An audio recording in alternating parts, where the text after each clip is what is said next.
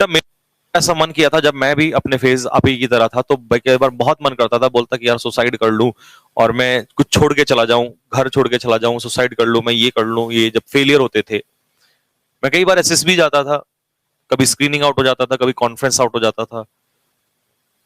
तो वो दर्द आप समझ रहे होंगे कि क्योंकि आप तो जानते हैं उस फेज को। तो मैं बहुत परेशान होता था, रोता था बैठ के, अकेला भी रोता था, कई बार कोई सुनने वाला नहीं होता था।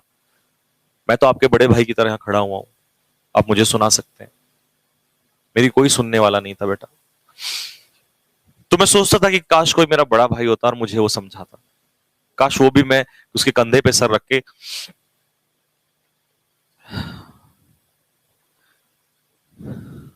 ऐसा मैं बहुत बार सोचता था बेटा उस समय पे।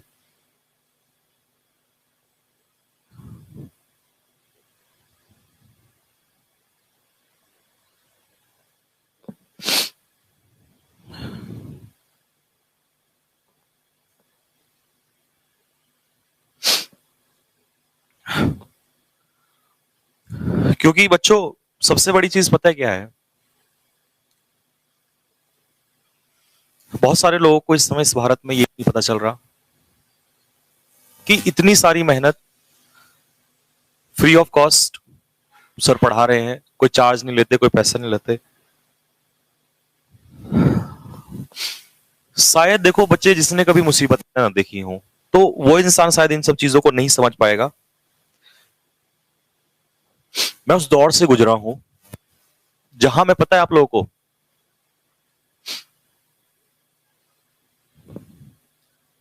जब मैं ये सोचता था, शायद आप में से बहुत सारे लोग सोचते होंगे कि यार काश, काश कोई मुझे इतनी छूट दे दे कि तू जा पढ़ ले, जो मन करना है कर ले। काश कोई मेरे, चलो ये भी नहीं, छोड़ो, काश कोई मेरे फेलियर को समझ ले।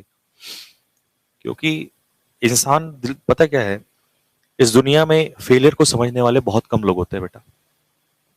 आपकी सक्सेस को सैल्यूट करने वाली दुनिया मिल जाएगी, लेकिन आपके फेलियर को समझने वाले बहुत कम लोग होते हैं। मैं जब एसएसबी जाता था, जब मैंने फर्स्ट टाइम क्रैक किया, तो लोगों ने मुझे सैल्यूट किया। लेकिन जब पहली बार में ही मुझे स्क्रीनिंग से औलाद पड़ी ना, तो कोई समझने वाला नहीं था। मैं तो इतना चाहता था कि यार काश कोई इतना ही कह दे कि चल कोई बात नहीं, अगली बार कर लेना। लोग तब भी गालियां देते थे कि ना, तुमसे ना हो पाएगा।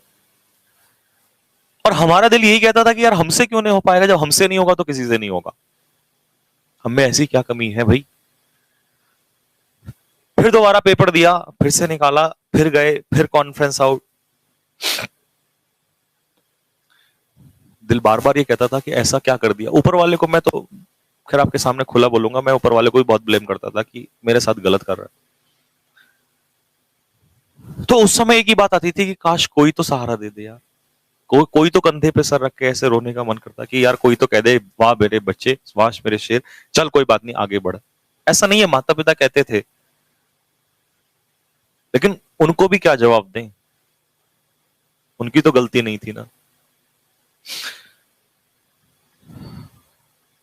तो मैं प्लीज सबसे पहले उन बच्चों को समझाना चाहता हूं, मेरे बच्चों, अगर आप मुझे थोड़ा बहुत भी मानते हैं, तो जिंदगी में हारना नहीं है यार।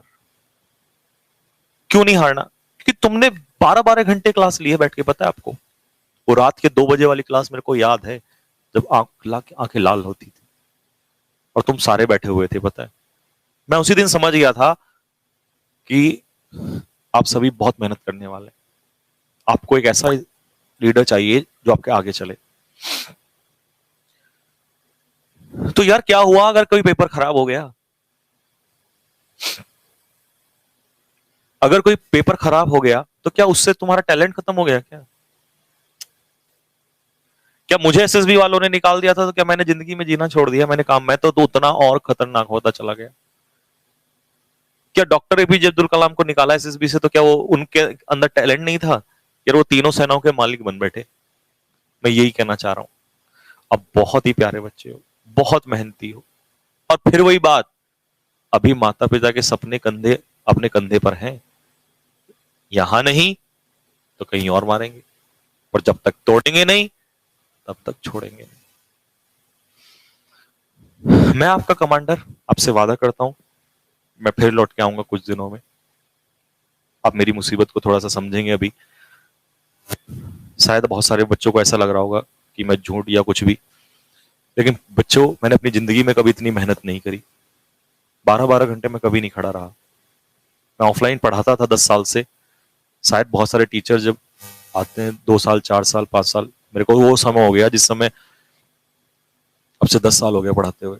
बहुत सारे लोगों को इसलिए झूठ लगता होगा कि सर आपकी तो एज भी नहीं है, लेकिन आप 10 साल कैसे कह रहे हो। मैंने उस उम्र में पेन थाम लिया था जिस उम्र में मैं खुद पढ़ रहा था, और पढ़ाते पढ़ते पढ़ते भी मैं पढ़ाता था।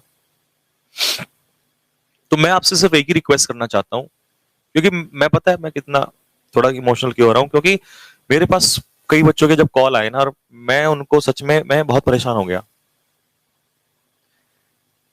और परेशान इसलिए ज्यादा हुआ कि मैंने तो कोई कमी नहीं की, तो मेरे पास बच्चा अच्छा कर रहा है तो दूसरे सब्जेक्ट की वजह से ही क्यों खराब हुआ। और बच्चों, तुम्हारी भी गलती नहीं है, क्योंकि किसी ने ऐसा एक्सपेक्ट नहीं किया था इस तरीके से पेपर आएगा। मुझे पता है एक्स वाले सारे खुश हैं, लेकिन मेरे वाई वाले जो शेर थे ना, वो कहीं ना कहीं उनकी खुद की गलती नहीं है, उनको धोखा दिया है भाई।